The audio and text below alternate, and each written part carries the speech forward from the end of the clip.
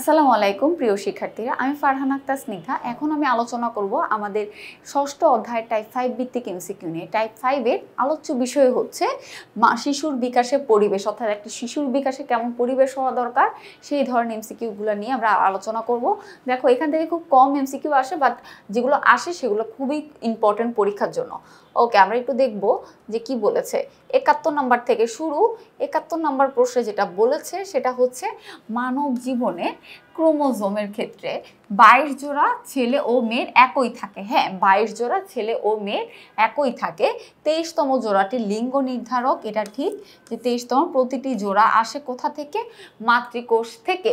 এটা কি প্রতিটি জোড়া মাতৃকোষ থেকে আসে? না, এখানে পিতৃকোষ মাতৃকোষ দুটি মিলিয়ে আসে। সো আমাদের এটা হবে না, এটা হবে 22 জোড়া এবং কি 23তম জোড়াটি লিঙ্গ নির্ধারক। উত্তর হবে 1 ও 2। এরপর বলছে নিচের 69 পড়ে 72 ও 73 নং প্রশ্নের উত্তর দাও। ঠিক আছে, আমরা একটা উদ্দীপক দেখব। যমজ বোনের কথা বলেছে। যমজ বোন প্রীতি ও প্রিয়া দেখতে একই রকম, এর জন্য নামও একই রাখছে।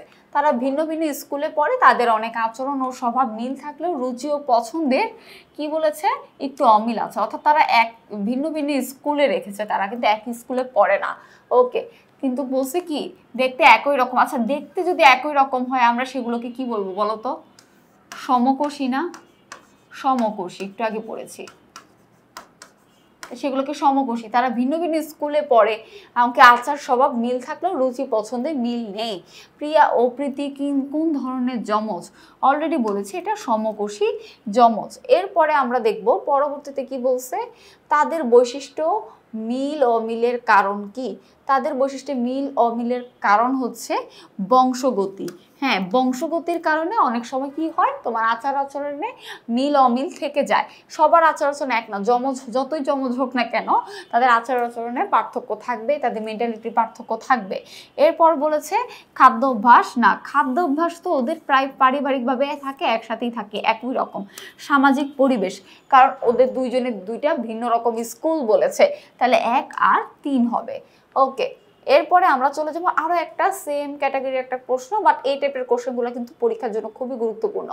69 পড়ে ফারহা ফাবিহা যমজ বোন। আমরা একটু দেখবো 69 পড়ে 74-75 নং। হ্যাঁ, ফারহা ফাবিহা যমজ বোন, তারা দেখতেও একরকম, তারা ভিন্ন ভিন্ন স্কুলে পড়ে, আচরণে ও স্বভাবে তাদের মধ্যে মিল থাকলেও রুচি ও পছন্দে কিছু অমিল। দেখো সেম, কিন্তু কোশ্চেনটা কিন্তু ঘুরিয়ে দিয়েছে, দেখেছো? ফারহা ও ফাবিয়া যমজ বোন দেখতে এক, তার মানে এদেরকে আমরা কি বলবো? সমকোষী যমজ আর কি। ভিন্ন ভিন্ন স্কুলে পড়ে, যার কারণে ওদের মধ্যে পরিবেশটাও ভিন্ন থাকবে, তাদের মধ্যে মিল থাকলে রুচি পছন্দে কিছু অমিল থাকবে। রুচি তো সবারই চেঞ্জ থাকে। এরপর 74 ফারহা ফাবিহা কোন ধরনের যমজ? এটাও সমকোষী যমজের মধ্যে পড়েছে।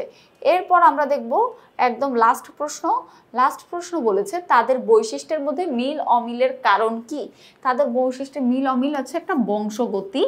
ওকে, বংশগতির কারণেই মিল। আর খাদ্যাভ্যাস তারা একই পরিবার, একই সব কিছুতে তারা থাকে, একই সংস্কৃতি বসবাস করে। তাহলে আমাদের এটা হবে কি? সামাজিক পরিবেশ। তাহলে 1 আর 3। দেখো একটা প্রশ্নকে কিন্তু ঘুরিয়ে দিয়েছে। ওকে, তাহলে আশা করি আমাদের এই 75 অর্থাৎ এই যে বংশগতির পরিবেশ রিলেটেড যে এমসিকিউগুলো তোমরা সেগুলো বুঝতে পেরেছো। দেখা হবে পরবর্তী অধ্যায় টাইপ ভিত্তিক এমসিকিউ নিয়ে। সবাই ভালো থাকবে, সুস্থ থাকবে। আসসালামু আলাইকুম।